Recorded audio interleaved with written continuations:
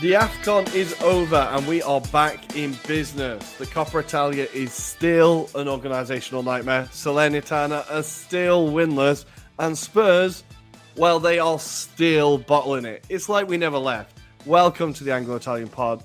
As always, I am Ruairi and I'm joined by my very good friend Tommi, who is trying to do this intro for the third time in a row because my internet is still shit. Yes, things have never changed. Welcome to Season 2, Episode 41. We're about to hit Episode 100 overall, ladies and gentlemen. We're super excited about that. We're going to organize something special for that day. But for now, just remember to follow us on Instagram at Anglo-Italian Pod and on Twitter at Italian Anglopod. Rory, how are you doing? Am I still breaking up? No? Is it No, fine? now it's all pretty smooth. I'm pretty good.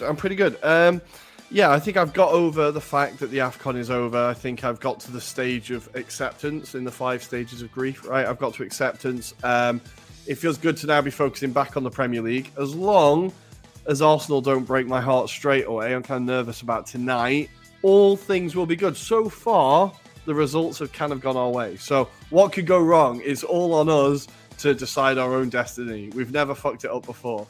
Of course, we're recording on a Thursday night, so by the time that you're listening to this episode, you will know the result of the Arsenal-Wolves game. Who's playing at home? We're playing away at Wolves. So the last time we played away was that awful game where David Luiz... Well, a penalty was given away by David Luiz, which wasn't a penalty. He was then sent off, and then Leno was sent off for a handball. We were down to 9 men, and we lost 2-1. It was one of the angriest I've ever been at a football match. Like, genuinely, I was raging. So I've still got PTSD from that. I've definitely still got PTSD from that. So I think, yeah, we'll see. I don't know. I'm pretty nervous about it. They're a very good team, Wolves. We've not talked about them enough. They are very good. In this episode, we're of course going to talk about the Premier League. We're going to talk about the latest Coppa Italia action and just take a look at how big of an organizational mess it is. And then our friend Luca is back with us to talk about yet another late, great Italian football president, Mr. Maurizio Zamparini. But Rory, before we start, I just want to share with our listeners that I'm starting to get a little bit nervous about the form that AC Milan have hit. They're creeping up, Tommy. They are creeping up. It's nasty. I don't know. I don't like to see it. We're going to cover their latest Coppa Italia action. But I think it's time to inflate our blimp. And shall we go northbound towards rainy England right away? Oh, let's do it. And here we are. We're in rainy Blighty, and we have had some midweek action, lots of goals, a few upsets, I want to say, but a lot of drama. Now, on Tuesday night, it all started with a big game at the bottom of the table. We had Newcastle taking on Everton, Eddie Howe taking on Lampard. Everton fresh off that really impressive win against Brentford in the FA Cup. Unfortunately, they could not follow it up. They took the lead early on through a Jamal Lascelles' own goal. But then within a minute, Lascelles had equalised at the other end from a corner. And then from there, Newcastle absolutely dominated this game, bullied Everton. And Everton really do look in trouble. So they are currently on 19 points in 16th position. That is only 2 points above Norwich in 18th, who are on 17 points. Everton have lost their last 4 games.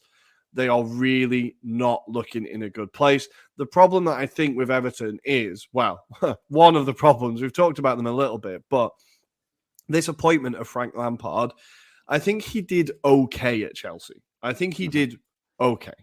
At Derby, he did okay.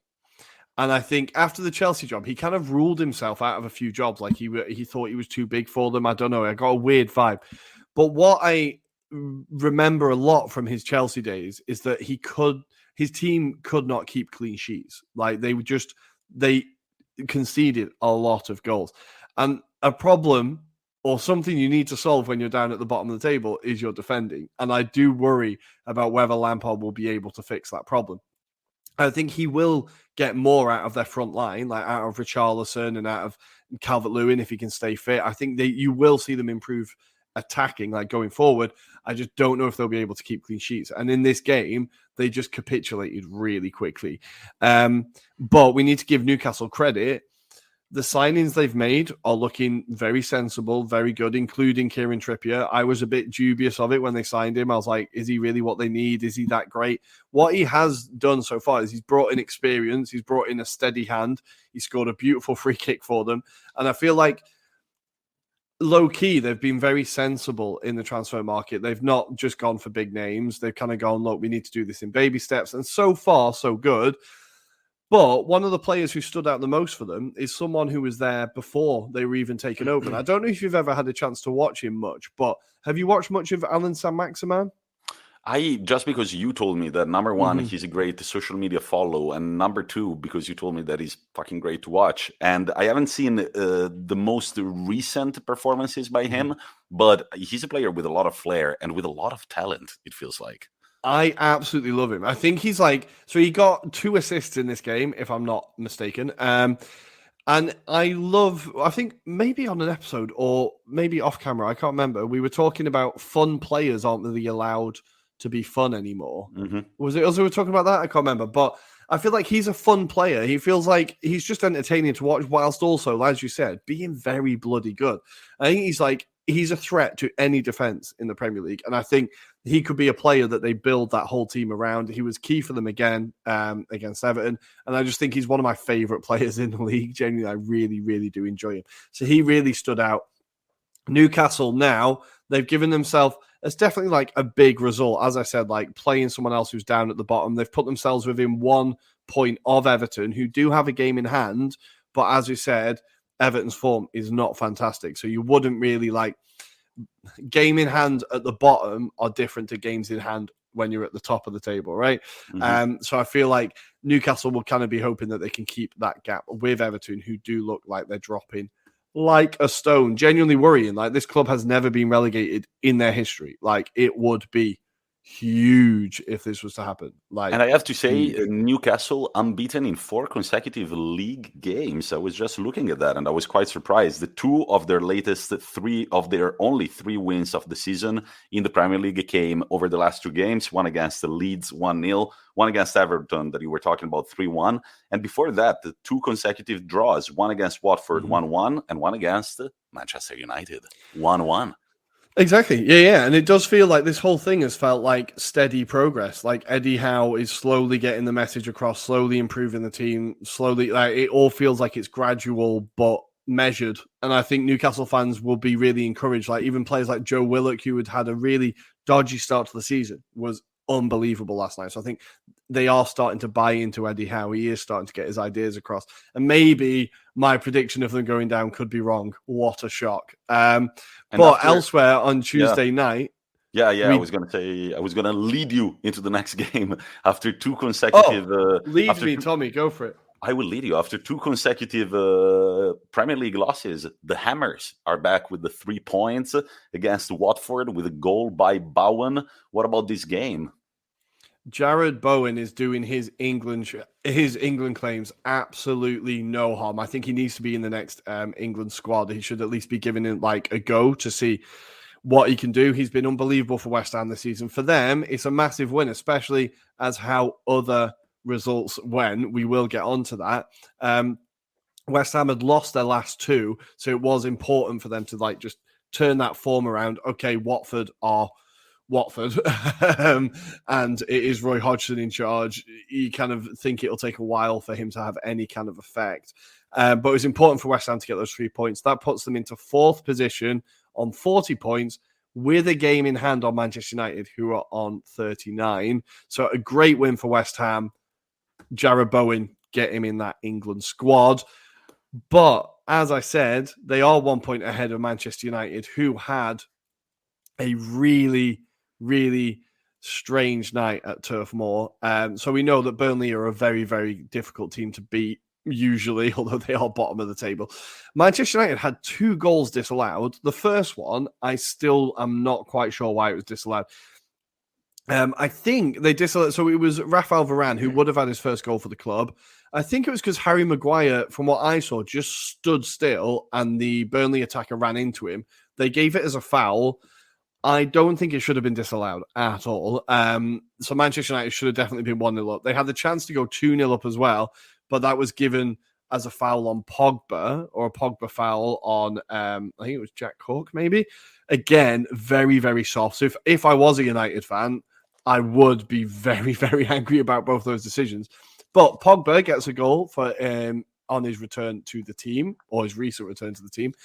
And he's had a lot of returns to the team, it feels like, Pogba. Definitely. And I think a lot of people didn't expect him to play for the team again, I think. But the headline here, moment, really, is Harry Maguire's defending for the second goal. Now, Wout, I want to say this right, Wout Weghorst, who Burnley have brought in from the Bundesliga, I think he genuinely could be an upgrade on Chris Wood. I think they've got some really clever business there.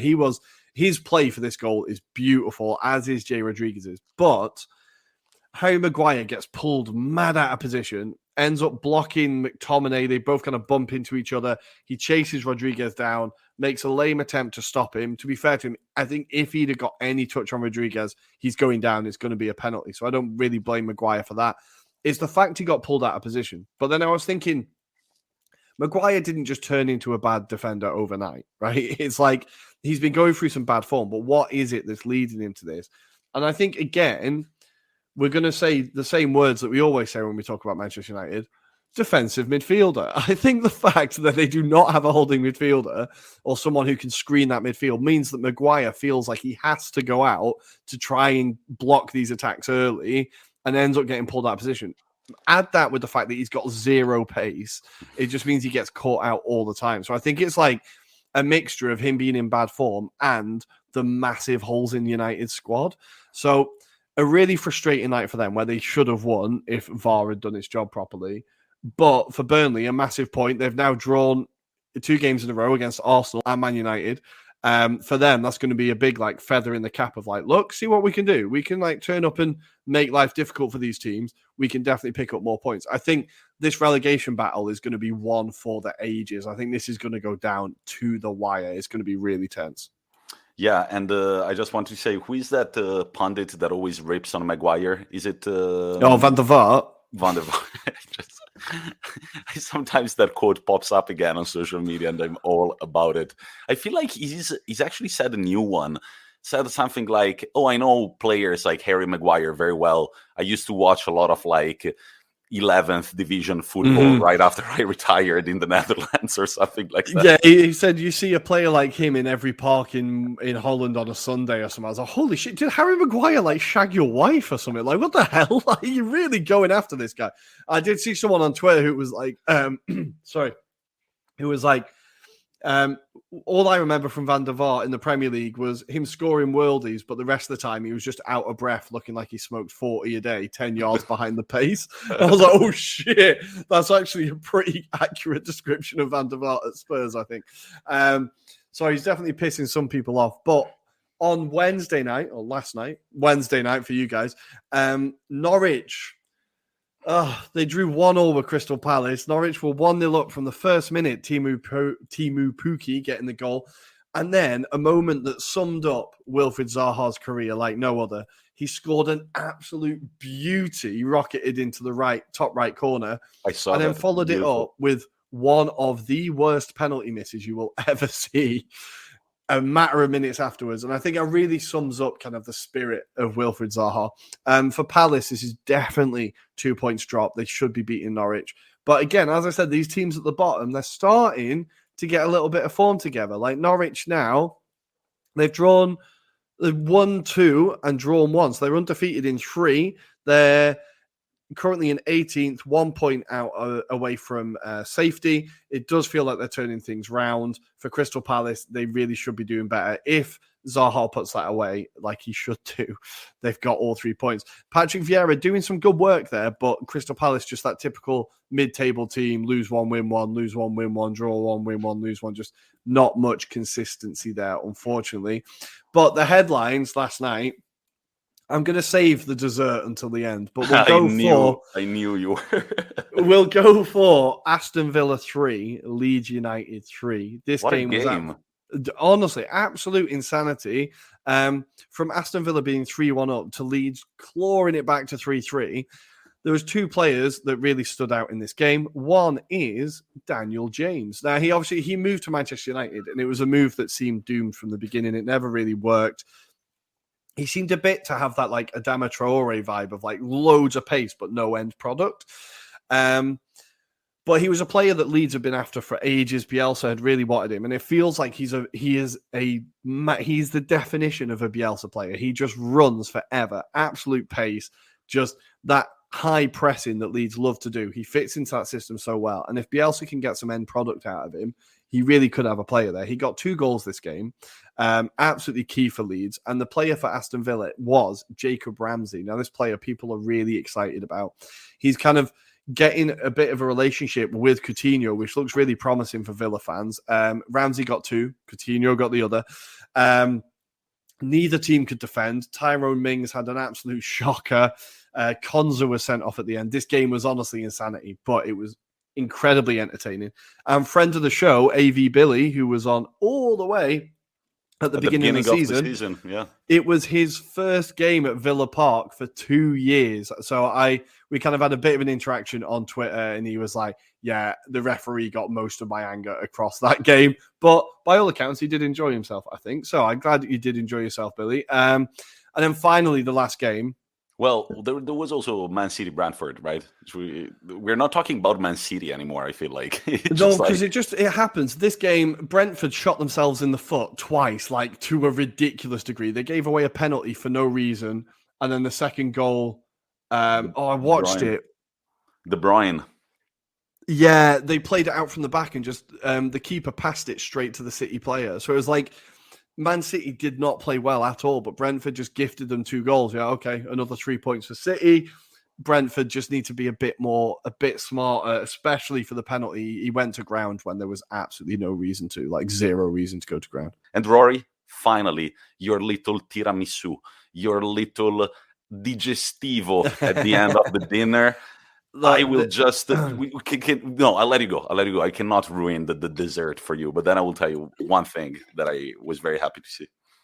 This is going to be like I'm going to be measured, or try to be measured, as I always am with Tottenham, because I'm very aware that Arsenal could massively fuck this up tonight and have egg all over my face. But I was watching the show where it shows you all the goals and all the action from all around the games, and it looked like Tottenham were getting absolutely battered.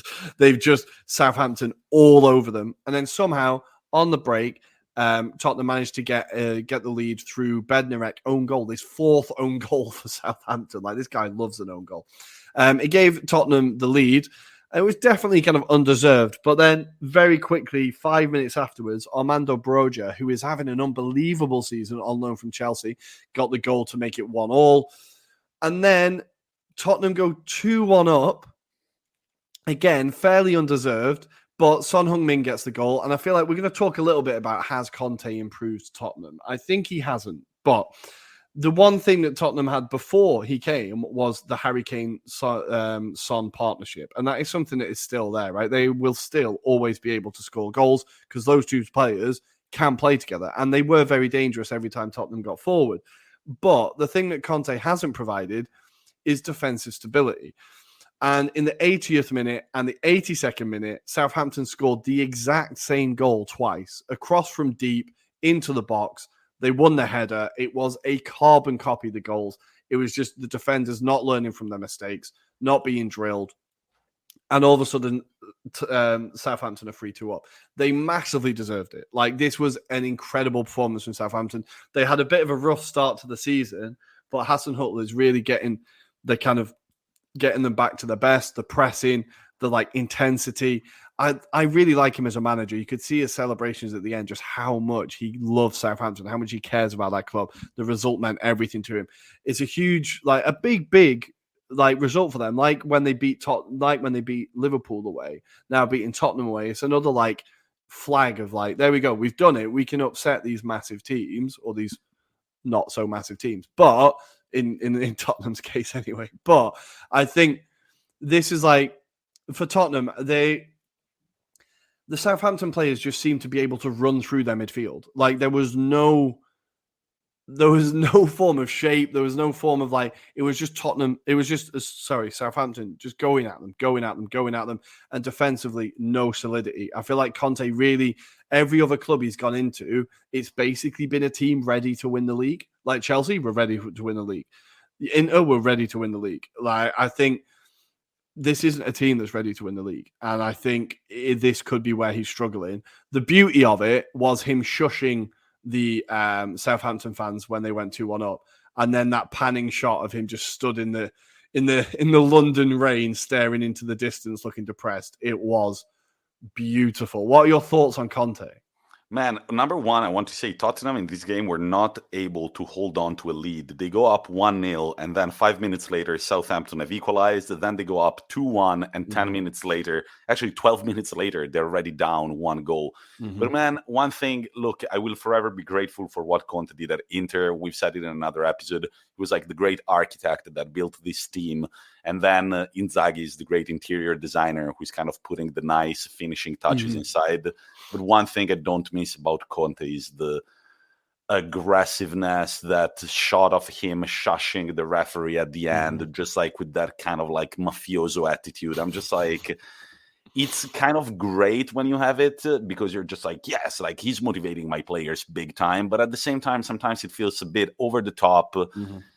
And if the players aren't able to buy into that mentality, it can even be detrimental because it's just like, I can imagine just like the shouts this morning in training, just like the nervousness, like knowing that he's going to be yelling at you and everything. And I feel like at Inter, it kind of started working right away. There was a strong, strong desire to build a competitive team and win within little time.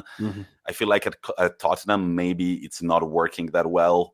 But the joke is easy to make, maybe because they don't have that mentality.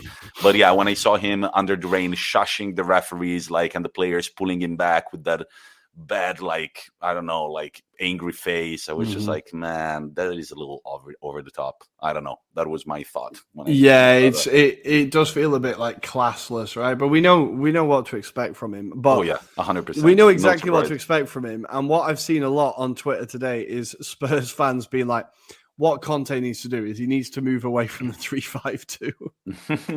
He would never do that. Never do that. Yeah, good luck with that one. Good luck with that one. No, for real. He will never, ever fucking do it. Honestly, I think he would made rather me laugh much when I saw that tweet. I was like, he would rather cut off his foot. Conte's career? Yeah. He would rather cut off his foot right away rather than switching.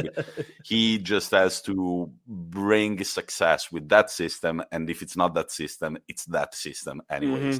Doesn't really matter.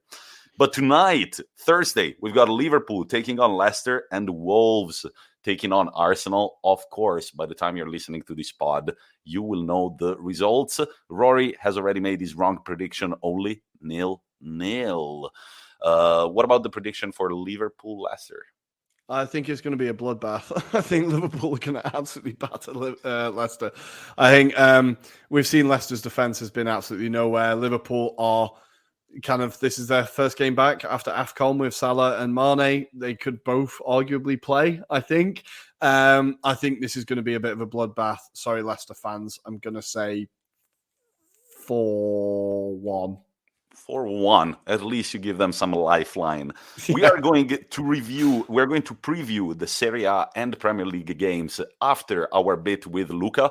But now it's time to jump to Italy, where the latest Coppa Italia action has taken place. And here we've got to give credit to Maurizio Sarri in the press conference before the Milan-Lazio game, who said that Coppa Italia is an absolute shame.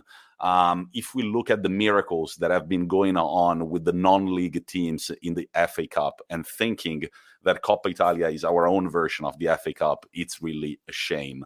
Sarri said, I don't understand where these draws are made, who makes the draws, and why do these big teams appear at the end.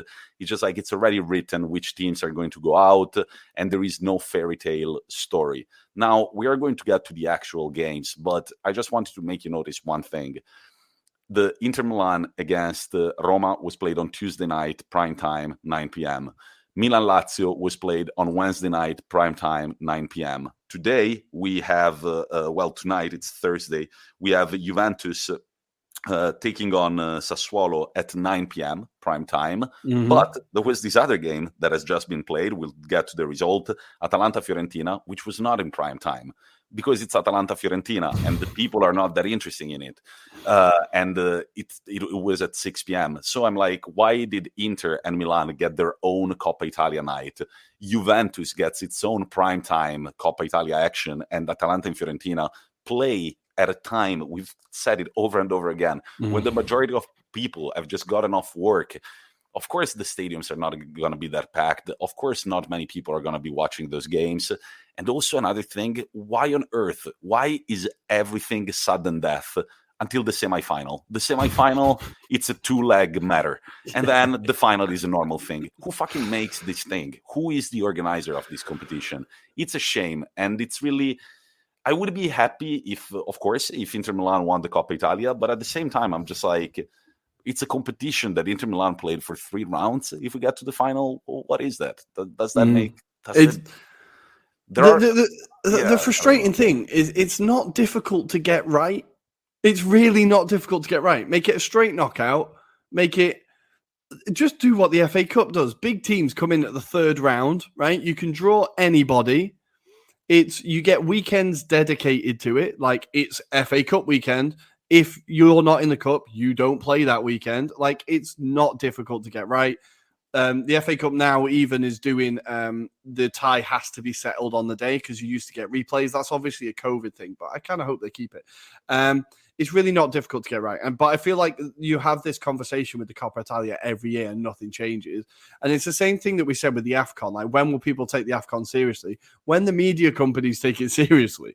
But with the Coppa Italia, it's even worse because it's not the media not taking it seriously, or it's not only the media not taking it seriously. It's the Italian football organization not taking it seriously. They are desperate, man. And one thing that I read, Rory, I haven't shared it with you yet. You will be like, your jaw will drop. This information has leaked that the Italian Football Federation, while the World Cup will be unfolding in Qatar, they are desperate for money. They are organizing some Serie A games all the way in Uncle Sam's land. Yeah, while the World Cup will be unfolding, the teams that don't... if Italy qualify for the World Cup, it would be one matter. It could continue as normal. Yeah, but let's say the teams that will not be so affected by the call-ups might travel all the way to the United States to play some games there just to make some extra money in the United States. And I think it's absolutely... And these teams would probably be the Spezias, the Empolis, the Venezias. Imagine for their fans, it's just like, really, like, with all due respect to the Spezias and the Empolis, etc., we've got a lot of time for these teams. They don't fill out their stadiums in Italy. I don't know how interested some guy in Arizona is going to be in watching Spezia. Spezia Salernitana in Phoenix, Arizona. And it's not even Spezia Inter, it's Spezia, Salernitana. It's a desperate money grab. They talked about doing this in the Premier League with the 39th game, one would be out in the US, and thankfully it never took off. I hope the fans stand up and are like, fuck you, this isn't happening. But it's weirdly predictable from the Italian FA, I'll be honest. Yeah, it's weirdly predictable. Something needs to change, and it needs to change soon. There isn't much information on what I've just talked about because it's a leaked news. But, of course, my favorite online magazine, Rivista Contrasti, wrote a very sarcastic article saying, oh, you think that you can scare us with your World Cup in Qatar? We've got a better idea. We're going to take mid to low table Serie A games all the way to the United States. What about this? And it's just like, yeah, it fucking sounds ridiculous. But getting to the actual action, Inter Milan defeat Roma on José Mourinho's first game back at the San Siro Beautiful to see. Did you see that welcoming? Man, the fans singing Jose Mourinho was beautiful. It was genuinely a beautiful Mourinho, moment. Too bad that after 47 seconds, Inter Milan were already up 1-0 with an absolute howler from Chris Smalling. What the fuck was he trying to do? Smaldini, come on. Smaldini should have done better there, but Dzeko, Jesus, what a volley on the left side of the net to make it 1-0. Throughout the rest of the game, Roma didn't really do much. And then Sanchez at the end. What a fucking rocket. This guy, I was counting him out, but this guy still has fuel in his engine. Big time. I put it on Twitter. We're getting this is the closest we've seen to peak Sanchez since he left Arsenal. This is the closest we've seen to peak Sanchez. That goal is so clean. The way it goes into the net is just so straight. It's for absolutely. If you've not seen it, you have to see that goal. It's beautiful. Beautiful goal, which means that Inter Milan will be facing for 2 times AC Milan. It's a 2-legged derby, but here again, the 2 games are going to be played at the beginning of March and at the end of April. What the fuck? Like, I don't get this competition. You would have forgotten about the first leg by the time the second leg comes up. Yeah, what's the score again? Oh, that was that one. Right, okay. But AC Milan defeat Lazio with a very convincing performance once again right after the derby. Very convincing. Well, the Milan derby wasn't a very convincing win. This one was 4-0 against the Lazio. At the end of the first half, it was already 3-0. Olivier Giroud scoring 4 goals in a game and a half. AC Milan are really in form right now. Rafael Leao had an incredible game. This guy, when he's in form, is almost unstoppable, and you always have that smirk on your face whenever I mention his name. I'm having to accept that he might be better than I. He is, man, and this season I feel like he's proving it. What the fuck does he need to do? Sorry, listeners, let's go fully explicit since we tick that box. Does he have to suck your dick, Rory, to be considered finally a good player? Maybe I need to watch more Milan. I'm yet to be convinced. I'm a hard guy to please, Tommy. Yeah, sorry. I think it's the moment that the Anglo-Italian pod went over the explicit box tick. But AC Milan defeat Lazio 4-0. Lazio were never in the game. They were in absolute shambles. Their defense is nowhere to be found. Brahim Diaz for AC Milan, he's also really stepping it up. And whenever he gets the ball, no matter how much your defense is lined up, he can create a scary chance for the attack. So it means that the first semifinal will be Inter against AC Milan.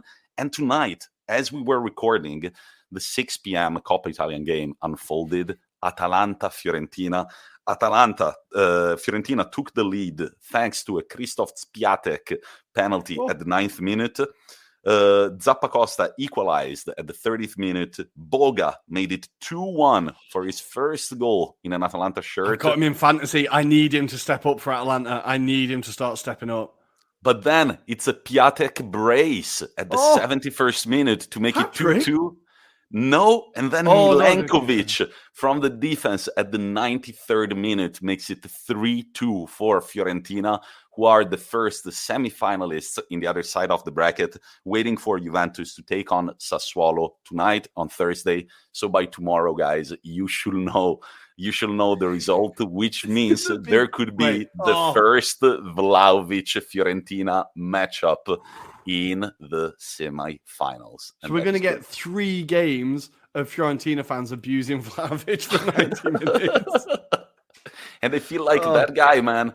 The more you abuse him, the more he's going to bag goals. So that's the scary part about this Dusan Vlahovic guy.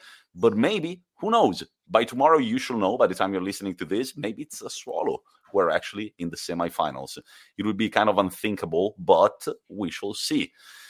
Rory, I think we're done covering our Premier League and Coppa Italia action. Shall we jump to our interview with our friend Luca?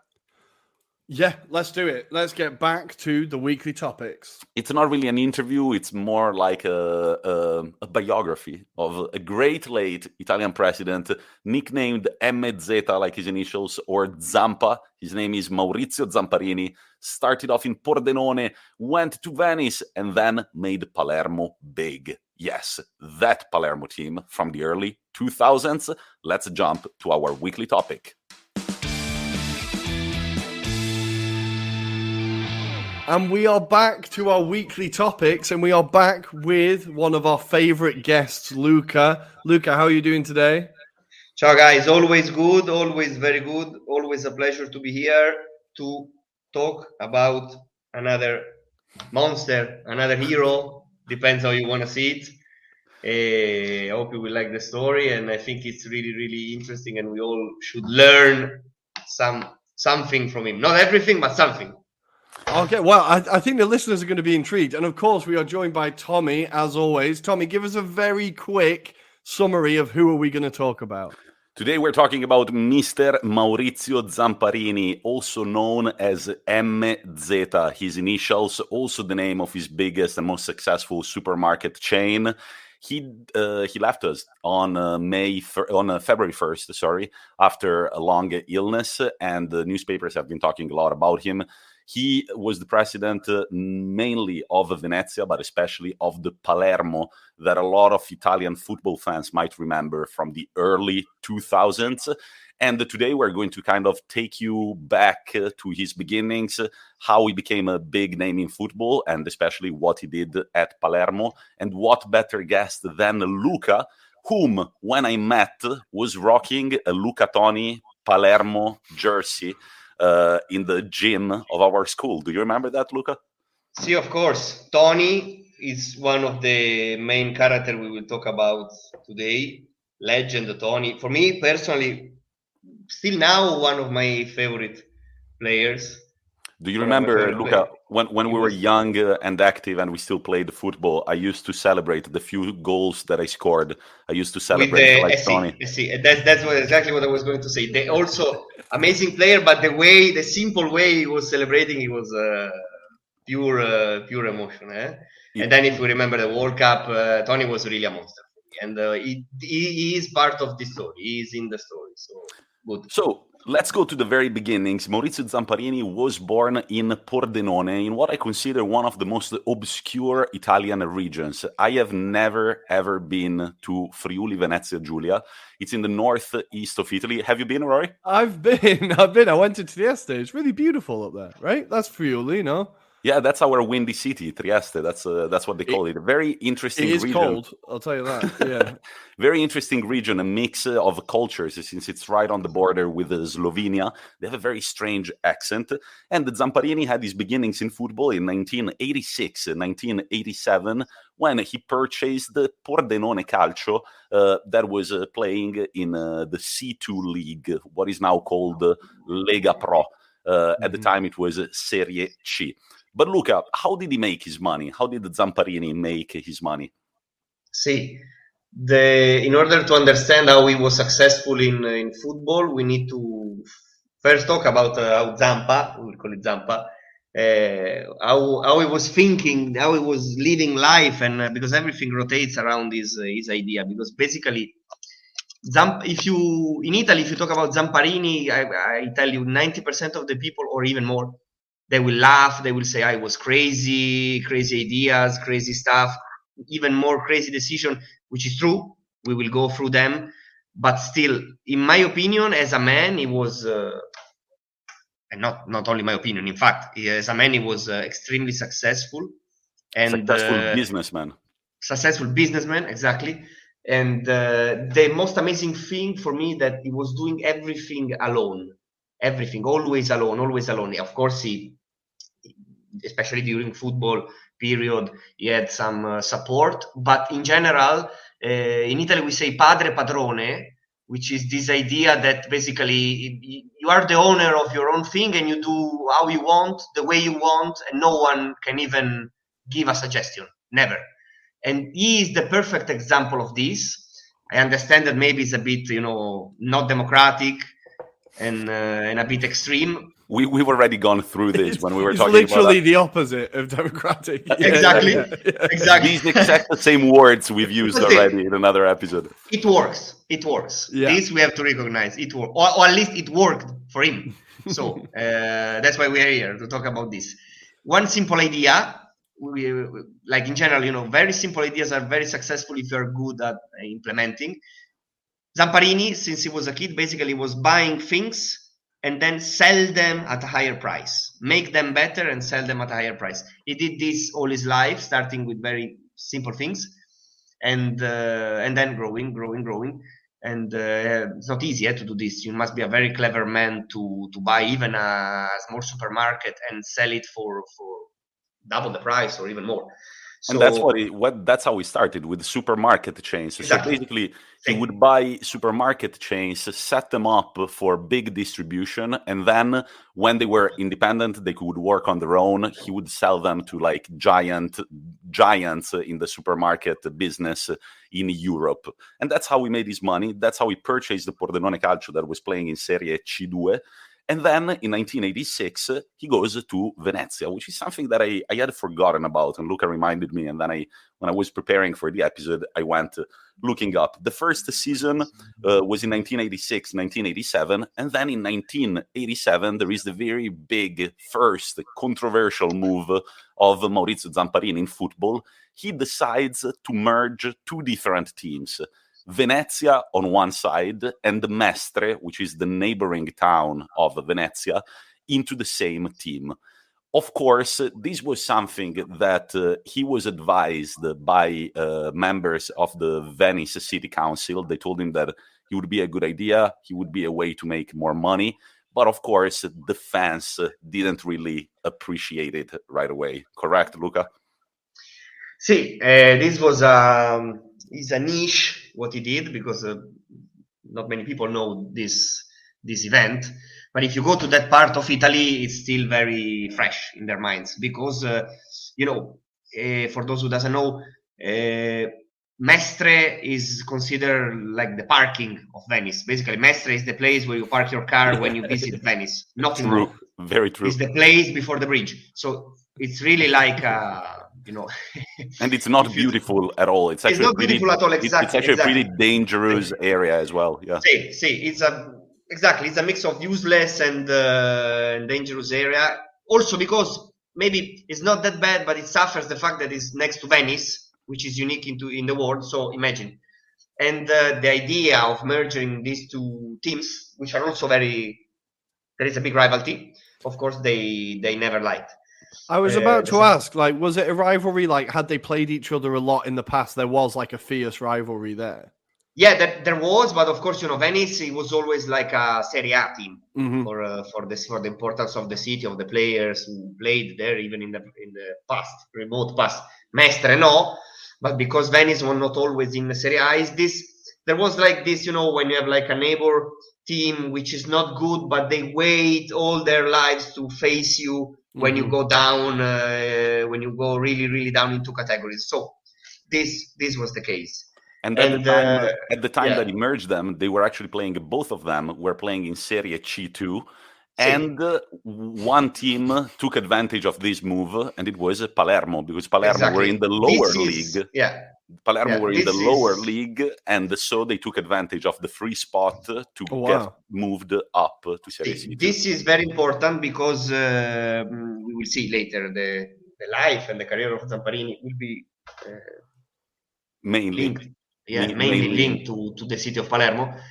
And I think, knowing a bit Zamparini, that this was not completely casual, because there were always rumors that Maurizio was interested in Palermo. Mainly because, he was a businessman. For him, the main goal is to make money. And I think he understood that in Palermo and in Sicily in general, there were possibilities. Let's call them possibilities. So it's a land of possibilities. It's a land of possibilities, exactly. In many ways, you can see different ways. But it's a land that, for me, is the perfect example. It's a land that is really similar to Zamparini decision in life, because it's a land that can give you everything or absolutely nothing. There's no middle way, And this is a bit how Zamparini is. It's all or nothing. So I think that in a way it's not by pure chance that he ended up in Palermo and not in Bari or Firenze or Let's say that Italy's biggest export originates in Sicily, and we're not going to say the name. We're just going to let you do your 1 + 1 = 2. But his spell at Venezia, which became Venezia Mestre officially on the papers, was actually super successful. And right away, he moved the team to Mestre. He moved the club to Mestre. They started playing the games in Mestre.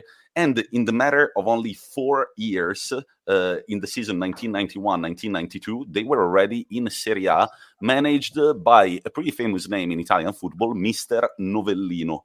And they stayed for a long time in Serie A, always going back a bit between Serie A and Serie B. And then in 1998-1999, they were about to get relegated. But in January, Inter Milan purchased a certain Alvaro Recoba that was transferred to Venezia. I was just Googling him. I was just checking the dates. Yeah. This is the period, eh? This is the famous period when he arrived there. And Recoba and Maniero managed to score 23 goals joint before the end of the season, and that helped Venezia to stay in Serie A. Then Mr. Spalletti in 1999 was appointed as the Venezia manager. 2000-2001, they went back to Serie B, and at this point, Cesare Prandelli was appointed manager. They went back immediately to Serie A, but the season was terrible, and they got relegated right away. And at that point, Zamparini kind of said, enough. I don't have anything more to do here. And he leaves. The thing to know is that despite taking them all the way from Serie C2 to Serie A, only 3 years after Zamparini's departure, Venezia failed for bankruptcy. And the team that you see now in Serie A is kind of the phoenix that was born from the ashes of this old team. And we can understand why it's still seen, Zamparini is still seen as a controversial figure in Venezia. And when he passed away on the 1st of February, all of the stadiums in Italy observed a minute of silence, and the only stadium not to respect that was, of course, the Venice Stadium. But now we've gotten to the most interesting part, Palermo. Zamparini lands in Palermo and kind of changes the history of the city forever and ever. Before we start, I just want to start with the best combined lineup that Palermo had under Zamparini. So it would field with a 4-3-3, Sirigu in goal, Grosso, Barzagli, Chiaer, and Zaccardo in defense, 3 out of 4 world champions, Ilicic, Liverani, and Pastore in midfield, and up front, Dybala as a trequartista, and Toni and Cavani as the 2 strikers. Pretty mad, right, Rory? These are like a lot of them. I don't know, like maybe a third to a quarter of that team you could rate as like Serie A greats or Serie A like for that period, like Serie A legends. If you know what I mean, if you're looking at Dybala, Pastore was unbelievable until he really wasn't. Like Cavani, like Grosso, all those players, they all will go down in like Serie A history, and for them to all go through that club is like incredible. So how did was Zamparini key in? Just one thing before we let Luca go. I just wanted to say that Grosso, Barzagli, and Zaccardo, they got the call-up for the 2006 World Cup from Palermo. So the Italian defense was a mix of Juventus and Palermo. But Luca, take us through how Zamparini was key, was crucial into building these very successful teams in Serie A.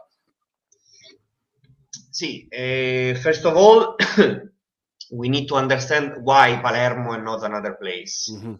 It's very important because we maybe we know or we don't want to know, but Palermo is the 5th city of Italy. So we're not talking about exactly. So after Rome, Milan, Torino, and I think it's Napoli, there is Palermo. So it is very, very important city. It's huge. And so it's a bit strange to imagine that such a big city, they didn't even have a team for certain period. There was for 2 years at the end of in the middle of the 90s, they didn't have a team not even in the lowest category, because it was always difficult to do football there. So when Zamparini bought Palermo, he knew this potential. Mm-hmm. He knew And this potential. They were in Serie B at the time, yeah? Yeah, they were in Serie B, but it was always a problem. They were in Serie B because the owner was Franco Sensi, which was also the owner of Roma, the legendary Franco Sensi. You know, he was he wanted to sell Palermo, and Zamparini bought it for 15 million, which is still now, I repeat, for a city like that, even if the team has basically no story, no history, for the considering how big the city is and how important the city is. Because during their history, yeah, they were in Serie A. There was the legendary team during the 60s, 70s, but still, if you compare, for example, a team like Atalanta, which is Bergamo, you know, it's like a quarter tiny, of right? Exactly. Yeah. So Sassuolo or many others that we have now, Palermo had nothing.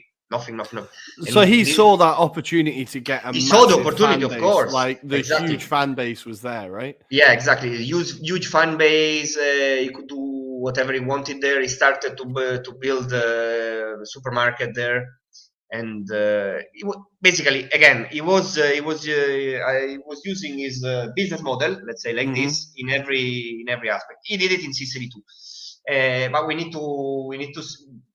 we will see that he was very successful also in football, because I said this thing that he took Venezia from C2 to A is a really huge thing. So imagine Palermo from Serie B, they went to Serie A after 32 years of nothing. 32 years, not even in Serie A, imagine. And from that year, in 2003, it will start really 20 years of glory. Because if we see what they did at the first year in Serie A, they went to Coppa UEFA. It was.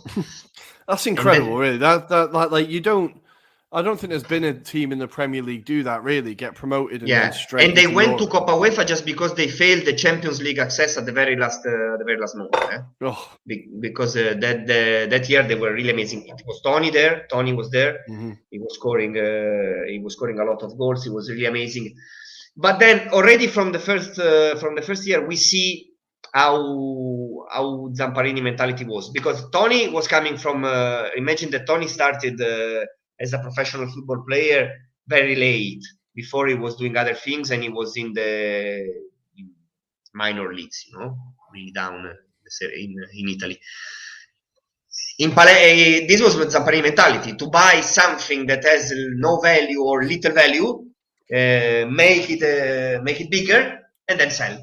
And then turn it into a standout name in Bayern Munich history, which is fucking unbelievable. Insane. Unbelievable, It all started from Zamparini, Yeah. So he did this so many times, as we said, Dybala, imagine Cavani, imagine these players, but even national heroes like Fabio Grosso, big things for the history of the country too.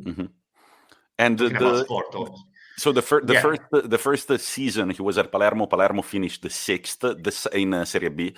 The second year, 2003-2004, they finished the 1st, and then they stayed in Serie A from 2004-2005 all the way to 2012-2013. Under Zamparini, they spent in 15 years, from 2002 to 2017, they only spent 3 seasons in Serie B. And I remember that there was a year when people said, there were a lot of people, I don't remember what year it was, probably 2006, 2007, right after we won the World Cup, a lot of people started betting on Palermo actually winning Serie A. It was the good bet to make. Made more sense than betting on Leicester. Yeah, I think I remember there being hype around, like, even in England, like, this Palermo team could really do something. Like, and I think maybe that season they went on like a mad run, or they had a great start to the season. But I remember there being a lot of hype of like, oh, is there going to be a new team that wins Serie A? Like, they were crazy exciting. Like, what I would say is, like, if Parma were the most exciting team in the 90s in England, like, they were perceived as the most exciting team, I think Palermo kind of got close to that level of excitement in England, where people are like, wow, who the hell is this? We've never heard of them, and they're like killing it. Like, and another thing that Zamparini became famous for, which is when people, Luca was saying that a lot of people are very ignorant about his career, But the thing that Zamparini, everybody knows him for, is the fact that he would sack managers like crazy. And in his entire career, between Pordenone, Venezia, and Palermo, he has sacked as many as 51 managers. Now, during the Palermo days, there was only one manager that was able to take Palermo through an entire season, and that was Guidolin in Zamparini's third year at Palermo. And then from that, you just see there is a list, and you just see how many managers just change match day after match day. I think that my favorite stat is in 2011, 2012, Pioli in charge for 0 games. Oh. So he signed the contract, and before the start of the season, he was already sacked. Or Colantuono, again, in 2008, 2009, 1 game. And then I think the season with the most managers was 2015, 2016. Rory, guess how many managers in one season? In one season, I think, I don't know, 4? Oh, man. 9 managers. Actually 8, because one was a caretaker for 2 games. So 9 substitutions for a total of 8 managers in one season. I've got one question, because this seems to happen a lot in Italy. Did he sack one manager more than once? Was there one manager he'd always go back to? Always. And you know who it is, Rory? Ballardini. Oh, of course. Okay. He started the Ballardini. He started there. Exactly. Started the Ballardini career with Palermo, not with Genoa. Yeah, but Ballardini, if you look at this list, Ballardini keeps popping up day after match day, always called back to manage this team. That payout every time, getting that payout. That's Yeah, bad. so these amazing, really amazing stats tells us that how it was, because basically you remember when we said in another episode we said about Berlusconi that he wanted to decide everything, he wanted to decide who was playing. So take these to a really extreme. Zamparini, it was very simple mind. He was like, this is my club, I do what I want, so you just listen to me or you go or you leave. But to an extreme, imagine that he even sacked some managers, some coach, after they won, for apparently for no reason or for something they said that he didn't like. So after a victory, out. He did it several times in career, and yeah. I know, Just imagine how tense you would be every day going into work. You're like, am I going to get sacked today? Like, exactly. Don't look at him. Don't look at him. If you see those who resist, like Guidolin, you know, Guidolin is famous for being amazing, but also for being a yes man. You know, okay, I do what I want, like being silent in a corner and obey, let's say, you know. So for Zamparini, it was perfect. And yeah, this was the most amazing thing he was doing. Really was crazy. Every time there was something. So this and another thing that it was really important that he did is that he was really able to raise the interest, because imagine how many people from Sicily migrated into the world. It's really big number everywhere in the US, in Europe, in South America. He was able to make Palermo famous again. To make them proud again, let's say. So Palermo was really famous as a team, as you said. In England, everywhere it was known. Yeah, I think a lot of people did follow them. Like a lot of, especially like it was the thing of like the pink kits as well made them stand out. But I think people really did get behind them. Yeah. Yeah. So it was really followed, and even around the world, all these people started to follow again, to watch the games and everything. So it was really important, and actually he had good results, because we cannot avoid that. I said he went to Europa League many times, and they were actually pretty good. So, and the amount of players they were able to buy, sell again, and still now players that are important still now, like Dybala, we said, or Cavani. Yeah. Imagine. So, yeah. Well, Dybala had a beautiful post on it. Like a lot of players that played under Zamparini, the day that he passed away, I checked their Instagrams, and everybody posted a picture of them with Zamparini saying you were literally the only person at a point in my life, the only person that believed in me. And I remember when Dybala went to Juventus the first season, he wasn't getting that many minutes, and Zamparini was fuming. He was always on the newspapers. He was always releasing an interview saying, what the fuck? Like, I've just sold you gold and you're letting it rot in your bench. Like, I'm no mug. Like, I got rid of an incredible player and you're letting it sit on the bench to rust. So wake the fuck up. This is an incredible talent. Be aware. And I remember that I think it was Allegri that clapped back one time, and it was just like, dude, get over with it. Like, you sold it to us, not your player anymore. Don't break my balls. Like, let me do my own job, and fuck you, ultimately. But Roy, you were saying that you even remember Palermo battering West Ham in the UEFA Cup. Well, this is it, exactly, because it was 2006. Yeah, it was a rare appearance for West Ham in Europe, and I remember there was quite a lot of it because that was when West Ham had Tevez. They had Tevez and Mascherano in that team, I think. Yeah. I'm checking the lineups right now. Yeah, it was a time when we were quite excited about West Ham. I think they had Alan Pardew in charge, and it all kind of went a little bit wrong. But I just remember that we kind of, in England, the feeling was, okay, well, you know, we're an English team, so we're going to beat the Italian team. Then all of a sudden it was like, holy crap, who was that? Like, we did not expect that at all, because Palermo, it was 4-0 on aggregate. It wasn't even close. Like, West Ham were never in it. And I think that was, again, another moment where people in England kind of sat up and were like, okay, who are these guys? And seeing the exciting players that they had. They won 4-0 on aggregate. They won 1-0 in London and then 3-0 in Palermo in the second game. But Luca, our time is almost up. How did Zamparini's spell at Palermo end? It all came to an end in the 2018-2019 season when they finished 11th in Serie B. And then they went bankrupt and they got relegated all the way to Serie D. So what happened there? Was something illegal done maybe by Zamparini? Yeah, you know, two things in my mind, I think, in my opinion. I think, first of all, I think among all the transactions he did for all these players that he bought, he sold, he sent to on loan, and it was said that there were some irregularities. So he started to be, it was inibito in Italy. It means he could not play his role. Okay. He could not play his role anymore.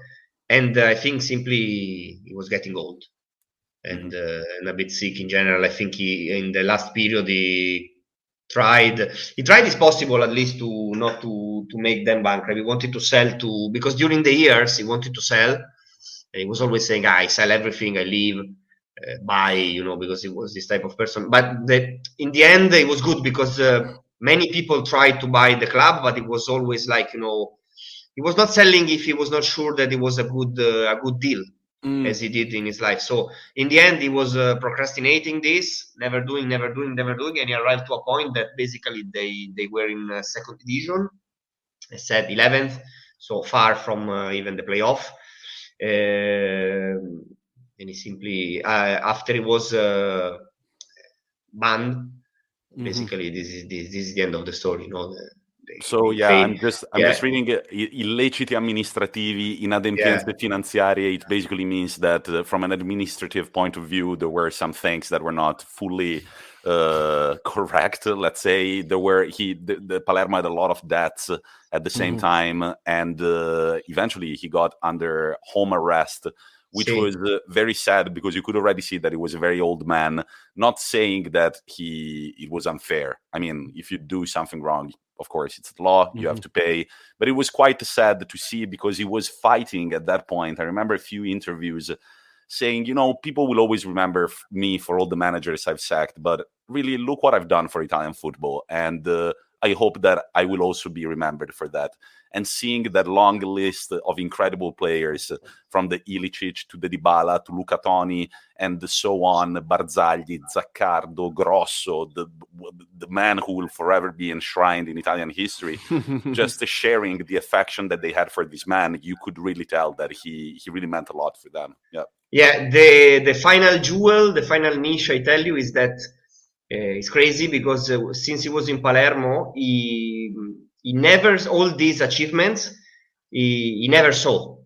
because he had this trend to leave the game 20 minutes before the end because he was really tense, and he was walking. There is a church next to the hill, next to the stadium, which is very important for the city of Palermo, and he was always going walking up there and then going down and ask people going out the stadium how was the last 20 minutes.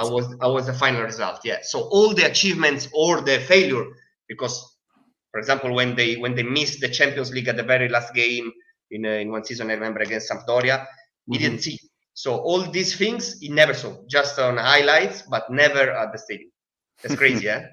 Scaramantic man couldn't feel the pressure. Yeah, I like that. It is very romantic. He obviously, he really, really cared, right? And like you said, the way he backed up his players afterwards, it seems like if he liked you, he really liked you. And if he cared, he properly cared. The last, I think, of the Italian presidents, as we love to discuss with Luca. Luca, thank you very much for coming on today. It's been nice. Ladies and gentlemen, you can go on Wikipedia and just see details of every season of Palermo when Zamparini was there. We didn't really go super in detail because today we wanted to talk about Maurizio Zamparini and not necessarily about the 51 managers and all the goals scored by the players.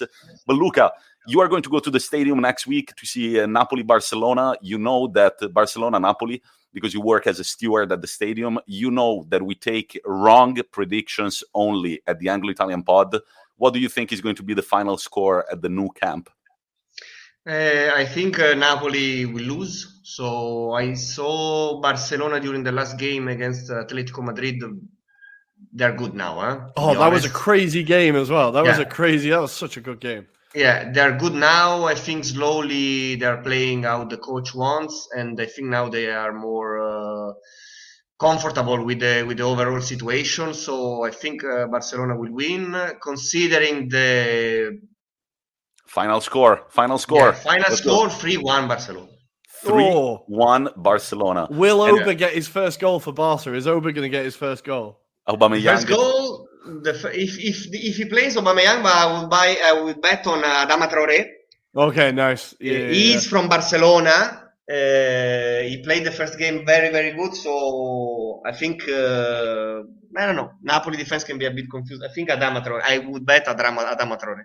There you go, listeners. You've got it. You know where to put your money now. And knowing Luca, he might not be that much off. Thank you very much, Luca. It's been a pleasure as always, and we're looking forward to talking to you whenever you want to jump back on. Hasta luego.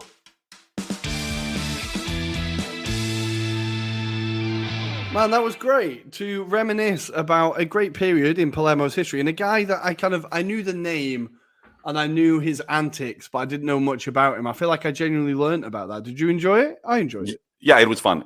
And really that Venezia thing, merging it with Mestre, I really didn't know about it before Luca pointed it out, and I did research on it. And remember, 51 managers sacked. Might as well be in the Guinness World Records. But Rory, it's time to preview this weekend's action, both in Premier League and in Serie A. Let's start from the Prem. Okay, we've got Chelsea. Oh, no, we haven't. It's been postponed. Chelsea will not be playing Arsenal. Arsenal get a week off. That's nice. So, Saturday at 1:30 Central European time, we have Manchester United taking on Southampton. Southampton fresh off upsetting the Spurs. Can they get a result at Old Trafford? I'm going to say they can. I think they get something here. So, Man United, Southampton, 1:30 on Saturday. Then we have Watford taking on Brighton. Watford still yet to get a win under Hodgson. We've got a lot of time for Hodgson, but I really don't think he's going to get anything here. That is Saturday at 4:00. At the same time, we have Brentford taking on Crystal Palace, two teams that are struggling for form, but both definitely need a win.